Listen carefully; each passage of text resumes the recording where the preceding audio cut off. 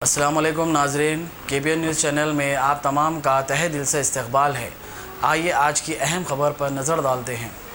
हैदराबाद की इस जिंदा दिल अवाम को हज़ारों की तादाद में इस तारीखी स्टेडियम में आप इकट्ठा हैं।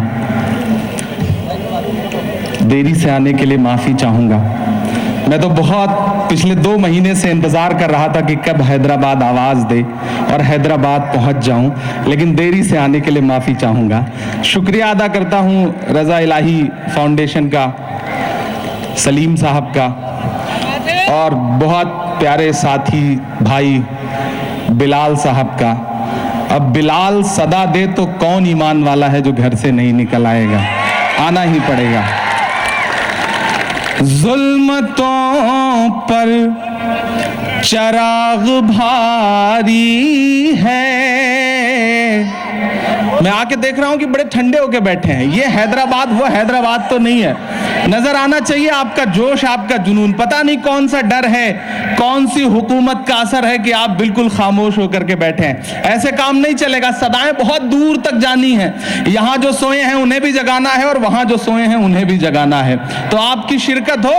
मैं 4 मिसरे पढ़ता हूं, फिर थोड़ी सी गुफ्तगू करूंगा आपसे कि जुल्मतों पर चराग भारी है, मेरे सीने की आग भारी है, मेरे सीने की आग भारी है। मोदी जी आपकी हुकूमत पर एक शाहीन बाग भारी है, एक शाहीन बाग भारी है, एक शाहीन। मुझे 1 करोड़ का नोटिस मिला पिछले 1 हफ्ते पहले। तो लोगों ने मुझसे कहा इमरान साहब बेसरो सामान लड़ रहे हो, ये लड़ाई जो तुम लोग लड़ रहे हो ये बेसरो सामान है, कैसे जीतोगे, कौन सी अदालत तुम्हारे हक में फैसला देगी। मैं बड़े यकीन और बड़े उम्मीद के साथ ये मिसरे पढ़ रहा हूं कि मुंसिफों से कहां भला होगा, मुंसिफों से कहां भला होगा, असल मुंसिफ से मामला होगा, असल मुंसिफ से मामला होगा। हमने रब की रजा पे छोड़ा है, हमने रब की रजा पे छोड़ा है, उस अदालत में फैसला होगा, उस अदालत में फैसला होगा, असल मुंसिफ से मामला होगा। सलाम करता हूं हैदराबाद को, शब्बीर अली साहब की मौजूदगी, रेवंत रेड्डी साहब की मौजूदगी और सदारत। इतनी बड़ी शख्सियत और इतने इंटेलेक्चुअल इंसान हैं वो कि हम दिल्ली में बैठकर भी उनके किस्से सुनते हैं, उनकी बातें करते हैं। हम उनकी मौजूदगी को सलाम। पूरा हैदराबाद मेरी आंखों के सामने है। मैं बिल्कुल इतनी तवक्को करके नहीं आया था कि मुझे इतनी बड़ी तादाद में आप नजर आएंगे, आप मिलेंगे। लेकिन मैंने बिलाल से एक बात कही थी कि बिलाल तुम आंधियों में चिराग जलाने की हिम्मत जुटा रहे हो। अगर 10 आदमी भी कुली कुतुब शाह स्टेडियम में मौजूद होगा तो मैं आऊंगा और उन 10 लोगों को बेदार करने की कोशिश करूंगा। आज तो हजारों की तादाद में आप इकट्ठा हैं। कभी डॉक्टर उदय प्रताप ने कहा कि न तेरा है न मेरा है, ये हिंदुस्तान सबका है। नहीं समझी गई ये बात तो नुकसान सबका है। जो इसमें मिल गई नदियां वो दिखलाई नहीं देती, महासागर बनाने में मगर एहसान सबका है। लेकिन इन दिनों दिल्ली की गद्दी पर बैठे हुए 2 लोग ऐसे निकल आए हैं जो ये कह रहे हैं कि नहीं, हम नहीं मानते किसी का एहसान। हम नहीं मानते किसी की कुर्बानी। लाओ कागज का टुकड़ा दिखाओ, कागज का टुकड़ा तय करेगा कि तुम हिंदुस्तानी हो या नहीं हो। दरअसल ऐसे लोगों को हम अपनी जबान में एहसान फरामोश कहा करते हैं।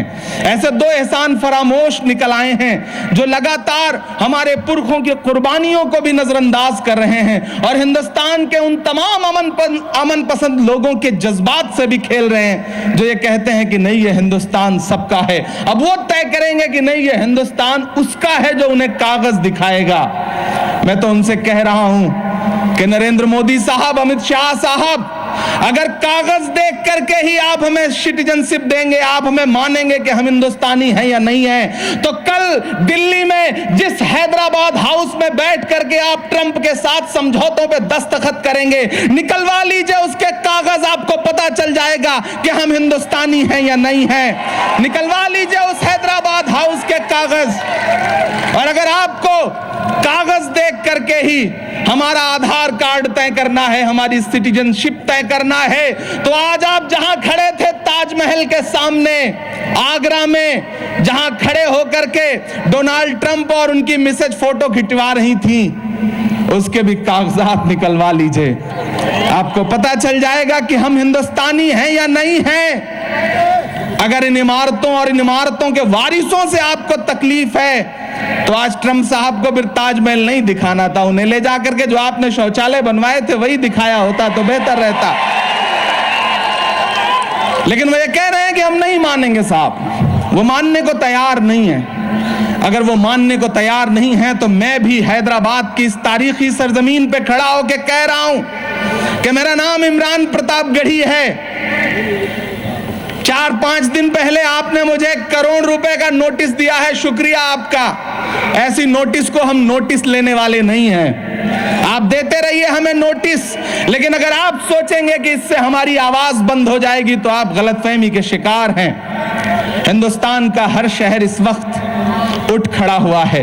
हमें पता है आपके मंसूबे बहुत खतरनाक हैं, दिल्ली जल रही है और आप नमस्ते ट्रंप करने में लगे हुए हैं, लेकिन ये कुर्बानियां जो हमारी माएं, हमारी बहनें दे रही हैं वो जाया नहीं जाएंगी। यहां भी बड़ी तादाद में हमारी माएं बहनें बैठी हैं। मैं अक्सर इस बात की हैदराबाद के सामने खड़े होकर शिकायत भी कर रहा हूं और गुजारिश भी कर रहा हूं कि वो हैदराबाद जिसके लिए तकरीरों में यह कहा जाता है कि हिंदुस्तान के मुसलमानों का मरकज हैदराबाद है, मुझे हैरत है कि उस हैदराबाद में कोई शाहीन बाग क्यों नहीं है। मेरा सवाल है ये हैदराबाद से कि उस हैदराबाद में शाहीन बाग क्यों नहीं है। मुझे हैरत है कि मैं तकरीरें सुना करता था कि कार की स्टीयरिंग तो हमारे हाथ में है। अगर कार की स्टीयरिंग आपके हाथ में है तो मुझे बताइए कि एहतजाज करने वाली हमारी माओ बहनों को कुचलने की हिम्मत कैसे दिखा रही है ये कार। और ऐसी स्टीयरिंग हाथ में रखने का क्या फायदा जो कार हमारे लोगों को कुचलने की हिम्मत दिखाए और आप उसकी स्टीयरिंग पकड़ के बैठे रहिए।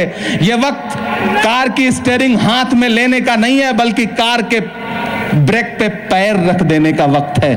अगर हिम्मत है तो वो करिए, जरूरत उसकी है। मैं हैदराबाद में खड़ा हूं, मुझे पता है मैं जो बोल रहा हूं वो कहां तक उसका संदेशा जाता है, लेकिन मैं ये भी जानता हूं कि आज 65 से ज्यादा दिन हो गए हैं जब मैं अपने घर नहीं रहा हूं। मैं मुसलसल सफर में हूं, क्योंकि मेरी मां ने मुझसे एक दिन कहा था, जब जामिया की निहत्थी बच्चियों पर लाठियां बरसी थी तो मैं मौजूद था उस दिन दिल्ली पुलिस मुख्यालय के सामने, और मैं खड़ा होकर के रात के 10 बजे से सुबह के 3:30 बजे तक 4 डिग्री टेम्परेचर में नारे लगा रहा था, क्योंकि मेरी मां ने मुझसे कहा था कि ये वक्त ऐसा है कि जाओ और उनके साथ खड़े हो जाओ, मैं ये समझूंगी कि तुमने मेरे दूध का हक अदा कर दिया है। ये वक्त ऐसा वक्त है, मैं इसलिए खड़ा हूं, मैं शहर दर शहर जा करके लोगों से सवाल कर रहा हूं, लोगों से बात कर रहा हूं, लोगों को बेदार करने की हिम्मत जुटा रहा हूं मेरे भाई। लेकिन दिल्ली में बैठे हुए लोगों के इरादे बहुत खतरनाक हैं। जब गृह मंत्री जी क्रोनोलॉजी समझाते हुए कहते हैं कि पहले सीए आएगा, फिर एनआरसी आएगा, फिर घुसपैठिए बाहर किए जाएंगे। अमित शाह साहब, कौन घुसपैठिया? हम आपको घुसपैठिए लगते हैं? अरे हम घुसपैठिए नहीं हैं, घुसपैठिए आपके गुजरात के मुख्यमंत्री विजय रूपानी हैं, जो बर्मा में पैदा हुए थे और हिंदुस्तान में आकर के सियासत कर रहे हैं। हम घुसपैठिए नहीं हैं। घुसपैठिया वो होता है जो हिंदुस्तान से बाहर पैदा हुआ रहा हो। बाहर तो पैदा अडवाणी जी भी हुए थे, जो आजादी के बाद हिंदुस्तान में आए। हम घुसपैठिए नहीं हैं। लेकिन मोदी साहब दिल्ली के रामलीला में खड़े होकर के कहते हैं कि नहीं, कोई एनआरसी पे बात ही नहीं हुई है, मुल्क में कोई डिटेंशन सेंटर ही नहीं है। लेकिन सोशल मीडिया और डिजिटल मीडिया का जमाना है, उनका झूठ देश के सामने ला करके रख दिया।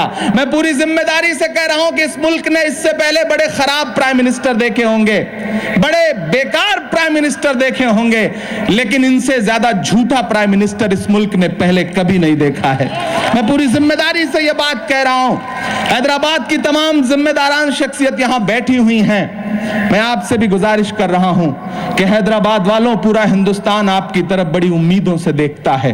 हम 19 लाशें उठा करके आपके बीच आए हैं। हमने अपने हाथों से 19 लाशें उठाई हैं। मैं उत्तर प्रदेश में रहता हूं। उत्तर प्रदेश से आपके बीच में आया हूं, जहां योगी माइक से कहते हैं कि ठोक दो और गोली मार दो, लेकिन हम उन आंधियों में भी चिराग जलाने की हिम्मत जुटा रहे हैं। हमारे लिए नोटिसें तैयार हैं, हमारे लिए पुलिस की गोलियां तैयार हैं, हमारे लिए पुलिस की लाठियां तैयार हैं। लेकिन मेरा अपना मानना है कि लहरों से लड़ा करता हूं दरिया में उतरकर। साहिल पे खड़े होकर मैं साजिश नहीं करता। वो जिससे पसीने की महक आती नहीं है, वो खून मेरे जिस्म में गर्दिश नहीं करता। हैदराबाद वालों, पूरा हिंदुस्तान आपकी तरफ बड़ी उम्मीदों से देख रहा है। मेरी माएं बहनें बैठी हैं, मैं आपको सलाम करने आया हूं। मेरी माओ बहनों, मैं मुसलसल आपकी खबरें पढ़ रहा हूं। जब ये देख रहा हूं कि ये हुकूमत इतनी डरी हुई है कि एक निहत्थी लड़की भी अगर एक प्ले कार्ड लेके बैठ जाती है कि रिजेक्ट एनआरसी, रिजेक्ट सीए, तो केसीआर साहब उसे पुलिस से अरेस्ट करवा देते हैं। मुझे हैरत है कि ये इतनी डरी हुई सरकार कैसे है, जब आपके रहनुमा हैदराबाद से बाहर जाकर के अलग अलग जलसों में खिताब करते हुए कहते हैं कि एहतजाज करो, तुम्हारा बुनियादी हक है। तो मुझे हैरत है कि फिर वो हैदराबाद में एहतजाज करने वालों के साथ जो जुल्म सितम हो रहा है उसे रोकते क्यों नहीं हैं। मुझे अवाम ने बताई हैं ये बातें। मैं आपके दिल का जो दर्द है उसे आपके सामने रखने की कोशिशें कर रहा हूं। एक बात और बहुत जिम्मेदारी से यहां कहना चाहता हूं, हैदराबाद वालों, ये लड़ाई बहुत बड़ी है। इस लड़ाई में जो अपने मफाद के लिए लड़ रहे हैं उनको भी पहचानिए, उनको भी पहचानिए। पहचानना पड़ेगा और बोलना भी पड़ेगा, आवाज भी उठानी पड़ेगी। ऐसे लोगों से भी पूछिए कि भाई आप क्यों बांट देना चाहते हैं, आप क्यों झुठला देना चाहते हैं उन लोगों को जो हमारे न होते हुए भी हमारी लड़ाई लड़ रहे हैं, हमारे भाई की तरह खड़े हैं मैदान में। अच्छा, हैदराबाद का तो मामला ही कुछ ऐसा है कि मुझे तो हैरत है कि यहां 15 का जो नंबर है वो बड़ा पॉपुलर नंबर है। कोई 15 करोड़, कोई 15 मिनट, और उधर मोदी जी भी कहते हैं 15 लाख। 15 बड़ा टिपिकल लफ्ज है। लेकिन मैं यहां खड़ा होकर एक बात कह रहा हूं, मेरे रहनुमाओं, आप जब 15 मिनट और 15 करोड़ का जहर उगलते हैं तो उसे हिंदुस्तान के आम मुसलमानों को निगलना पड़ता है। आपको ये बात सोचनी भी पड़ेगी, आपको सोचनी पड़ेगी, क्योंकि मैं लाशें उठा के आया हूं। मैं माओ बहनों के आंसू अपने दामन में लेकर के आपके बीच आया हूं, जिनके आंसू पोंछने कोई नहीं पहुंचा। मेरी ये शिकायत है। मैं हैदराबाद में खड़ा होकर यह शिकायत कर रहा हूं कि 21 साल के सुलेमान को बिजनौर से उठा करके पुलिस ने जब मारा तो उसकी मां रोती रह गई। वो यूपीएससी की तैयारी करता था, आगे चल के आईएएस बनता। लेकिन आपको जान के हैरत होगी कि अनस नाम का भी एक 20 साल का लड़का था, जिसे उसके कब्रिस्तान में दफन करने की इजाजत नहीं दी। पुलिस ने यह कहा कि 20 किलोमीटर दूर ले जाकर के दफन करो। हम ऐसे मरहलों से गुजर के आपके बीच में आए, हम ऐसा दर्द आपके बीच में झेल के आए हैं। हमें समझना भी पड़ेगा और हमें ऐसे सियासी रहनुमाओं से भी बात करनी पड़ेगी कि मेरे भाई, ये लड़ाई अकेले नहीं लड़ी जा सकती। आप कैसे नकार सकते हो, आप कैसे इनकार कर सकते हो अनुराग कश्यप की हिम्मत को? आप कैसे नकार सकते हो स्वरा भास्कर को? आप कैसे नकार सकते हो अनुभव सिन्हा को? आप कैसे नकार सकते हो 21 साल के उस हरजीत सिंह को जो दिल्ली यूनिवर्सिटी में पढ़ता है, लेकिन उस एक दिन जा रहा था एनआरसी के प्रोटेस्ट में हिस्सा लेने के लिए जंतर मंतर, तो उसने देखा कि सामने अमित शाह भाषण दे रहे हैं दिल्ली इलेक्शन में। हरजीत को जोश आया, उसने सोचा जंतर मंतर जाके क्या सवाल पूछना, सामने अमित शाह खड़ा है, लाओ इससे सवाल पूछते हैं। वो कूद गया सामने और अमित शाह के सामने बोला रिजेक्ट एनआरसी, रिजेक्ट सीए। उसे अमित शाह की पुलिस ने और अमित शाह के गुंडों ने बहुत पीटा। आप कैसे इनकार कर सकते हो उसके एहसान को? आप कैसे इनकार कर सकते हो सूर्या रजप्पन नाम की उस एडवोकेट को जो अमित शाह लक्ष्मी नगर दिल्ली में कैंपेन कर रहे थे तो अपने घर के बाहर से उसने बैनर लटका दिया कि रिजेक्ट एनआरसी, रिजेक्ट सीए। उसी शाम उसके लैंडलॉर्ड ने उसे उसके घर से बेदखल कर दिया। आप कैसे इनकार कर सकते हो? आप नहीं इनकार कर सकते। आप कैसे नकार सकते हो जंतर मंतर पर बैठी हुई प्रियंका गांधी को? आप कैसे नकार सकते हो?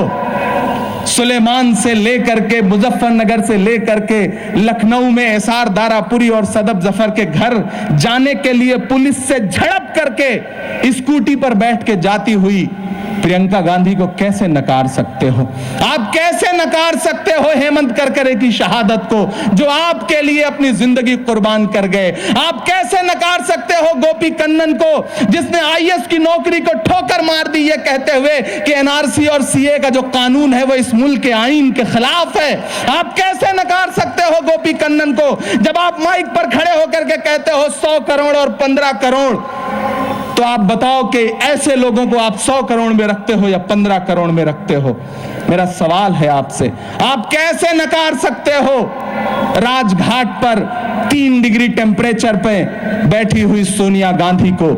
आप कैसे नकार सकते हो कश्मीर के लोगों का दर्द बांटने के लिए लाख पाबंदियों के बावजूद फ्लाइट पकड़ करके दिल्ली में लैंड करने की, दिल्ली से टेक ऑफ करके कश्मीर में लैंड करके हिम्मत जुटाने वाले राहुल गांधी को कैसे नकार सकते हो?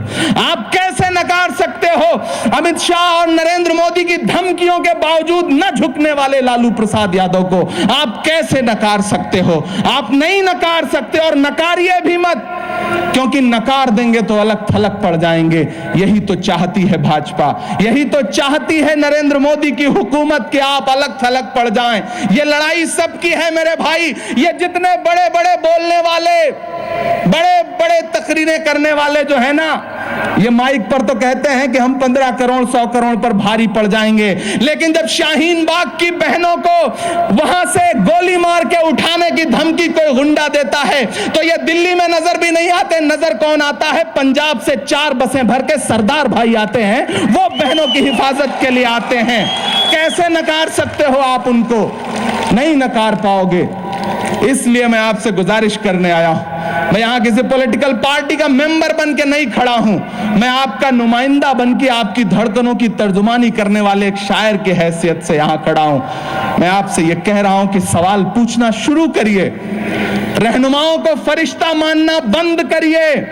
बड़ा नुकसान हुआ है इससे, बड़ा नुकसान हुआ है इससे। सवाल करिए, आंख से आंख मिलाइए और उनसे पूछिए कि हैदराबाद में कोई शाहीन बाग क्यों नहीं है? विजयवाड़ा में, बेंगलुरु में खड़े होकर के अगर आप वहां की खवातीन से कहते हैं कि बहनों एहतजाज करो, तुम्हारा हक है, तो फिर आप बताओ कि आप क्यों जवाब नहीं देते हो हैदराबाद की बहनों को जो आपसे कहती हैं कि हम क्यों एहतजाज नहीं कर पा रहे हैं? क्या हमारा हक नहीं है? मेरे भाई, मैं तो ये कह रहा हूं कि जो शाहीन बाग दिल्ली से शुरू हुआ वो हैदराबाद में होना चाहिए था।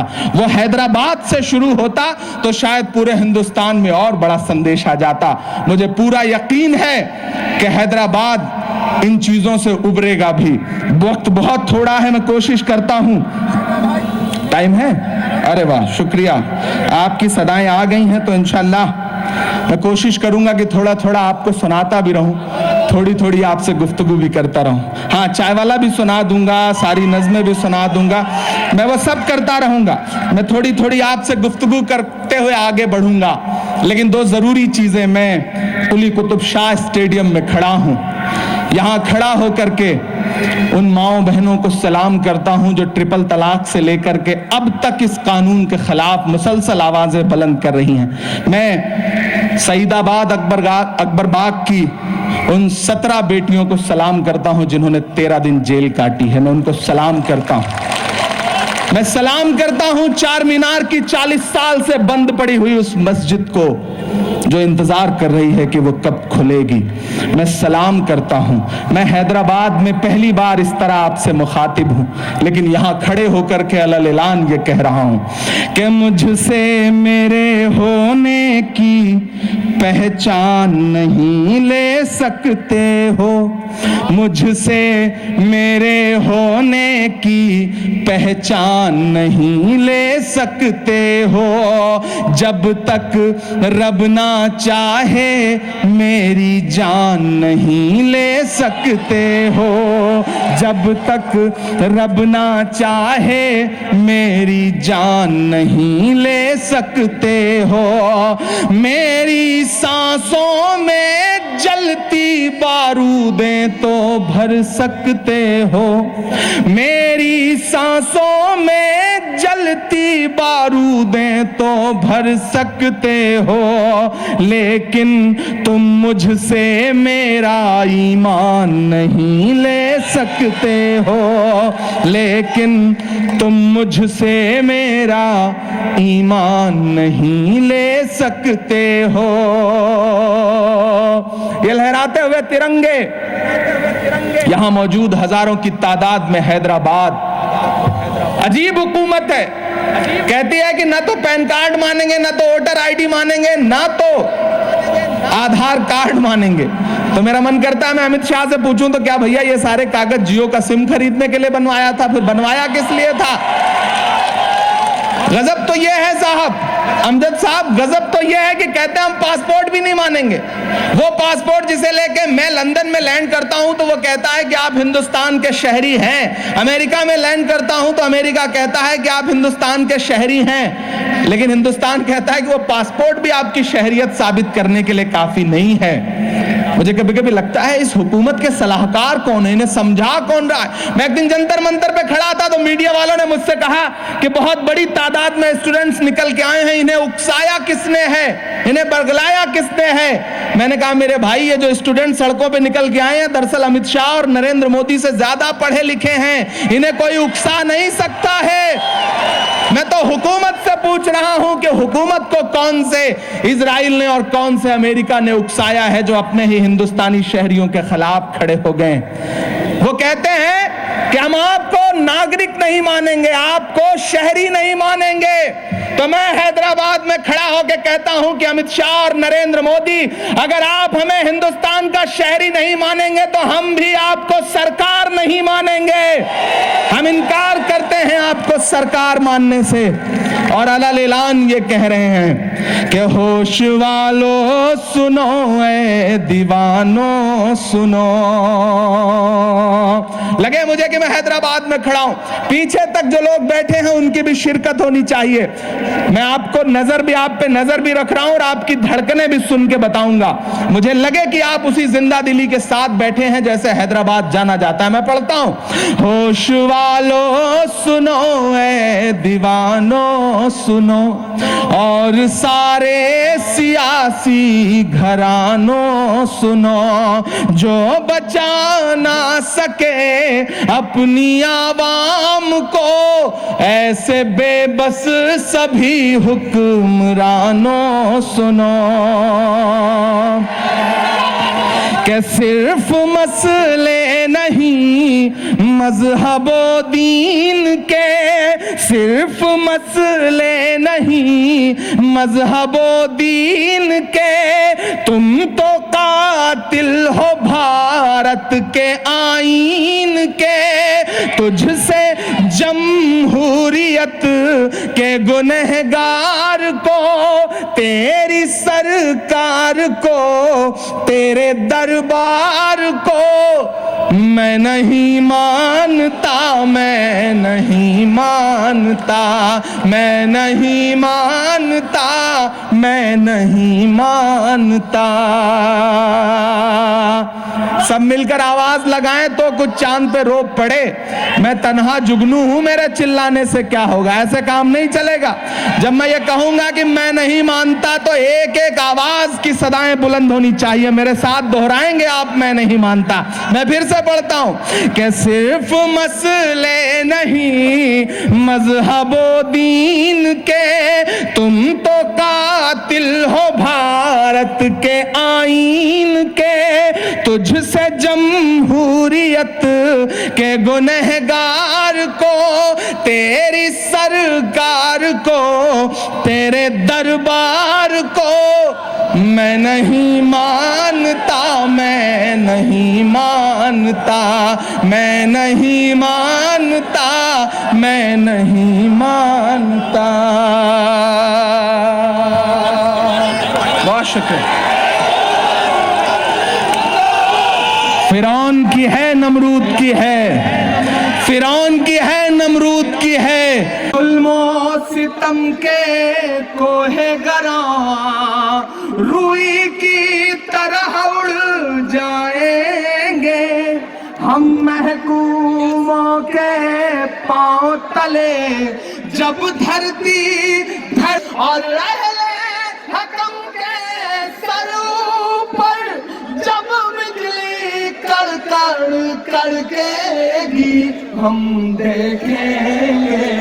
लाजिम है कि हम भी देखेंगे, हम देखेंगे जब अर्ज़े खुदा के काबे से सब बुत उठवाए जाएंगे। जब अर्ज़े खुदा के काबे से सब बुत उठवाए जाएंगे, हम अहले सफा मरदूदे हरम मसनद पे बिठाए जाएंगे। सब ताज उछाले जाएंगे, सब तख्त गिराए जाएंगे, हम देखेंगे। लाजिम है कि हम भी देखेंगे, हम देखेंगे।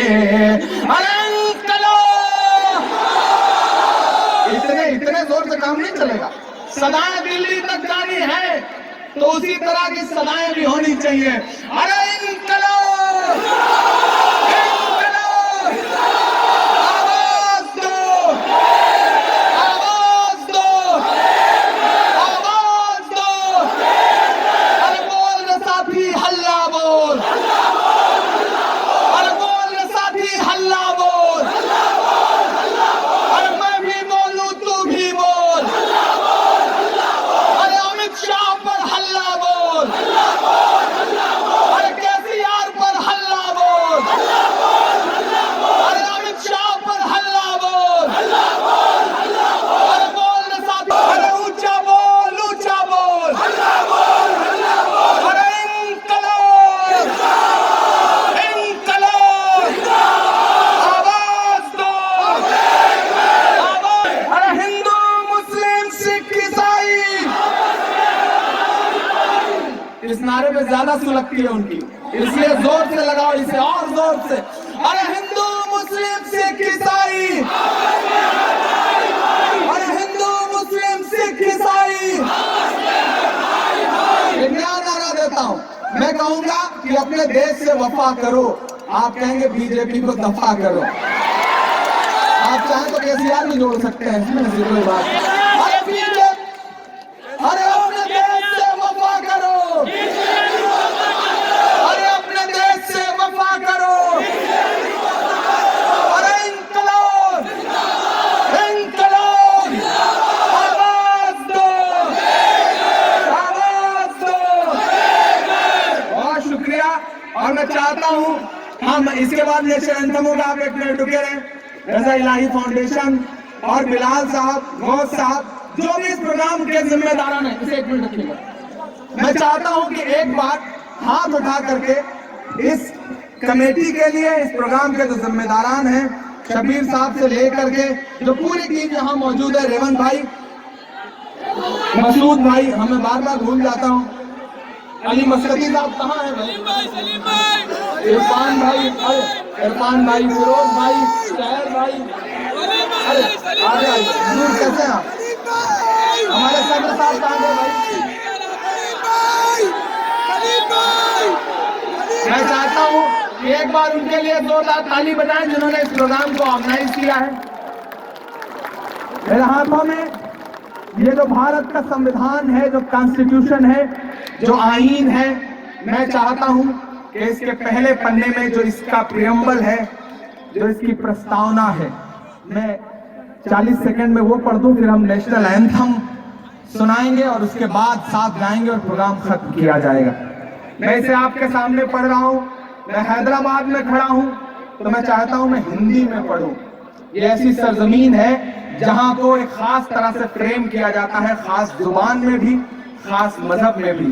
तो मोदी जी देखें कि सैकड़ों तिरंगे लहरा रहे हैं, हजारों लोग खड़े हैं और इमरान खड़ा होकर के हिंदी में संविधान की, कॉन्स्टिट्यूशन की प्रस्तावना पढ़ रहा है।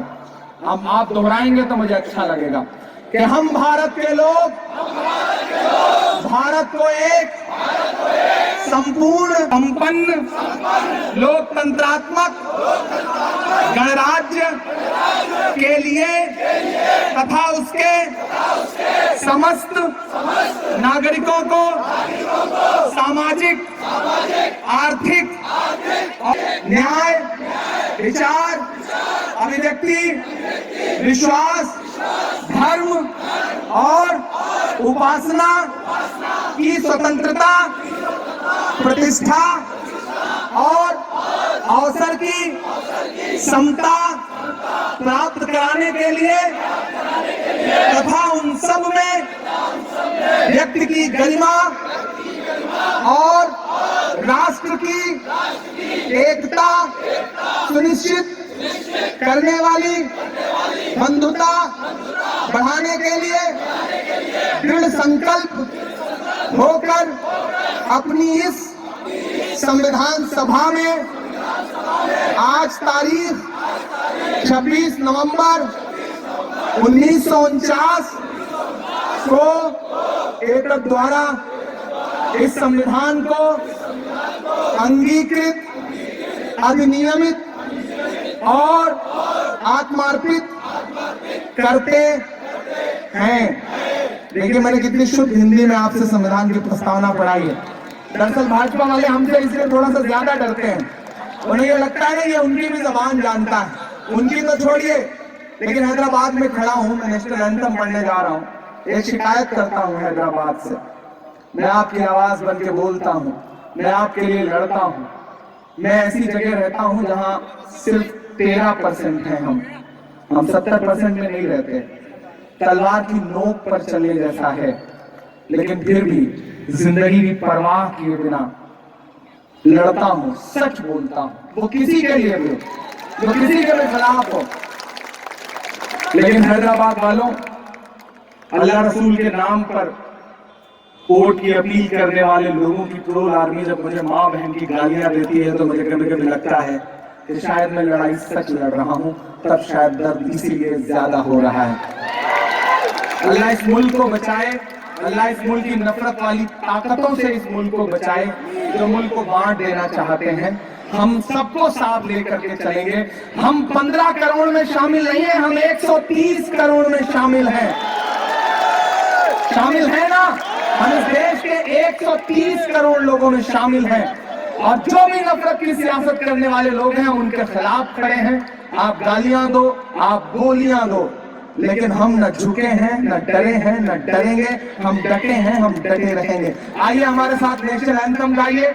एक गुजारिश आपसे, जो भी लोग बैठे हो सब खड़े हो जाएं, क्योंकि 1000 लोग खड़े हैं, मीडिया नहीं दिखाएगा, लेकिन अगर एक भी आदमी बैठा है तो वही दिखाया जाएगा, क्योंकि मीडिया को मसाला चाहिए होता है।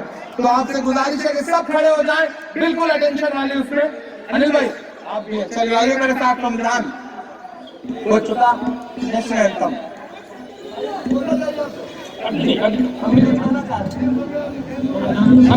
नेशनल एंथम पढ़ दो उसके बाद हम नेशनल एंथम पढ़ा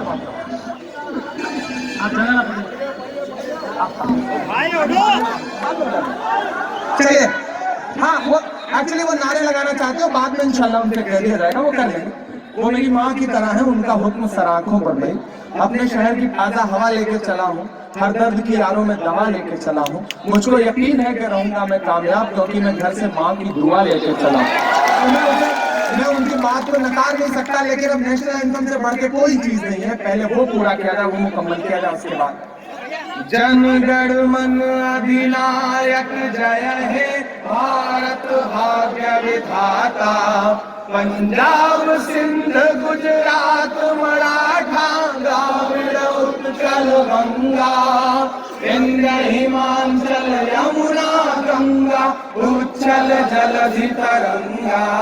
तव शुभ नामे जागे, तव शुभ आशीष मांगे, गाहे तव जय गाथा। जनगण मंगलदायक जय हे भारत भाग्य विधाता। जय हे जय हे जय हे जय जय जय जय हे। अगर आपने हमारे चैनल को अभी तक सब्सक्राइब नहीं किया है तो यहाँ पर रेड कलर का सब्सक्राइब बटन दिख रहा है, उसे क्लिक करें और हमारे चैनल को सब्सक्राइब कीजिए और साथ ही साथ बेल आइकन को भी क्लिक कीजिए, जिससे आपको ताज़ा अपडेट मिलती रहे।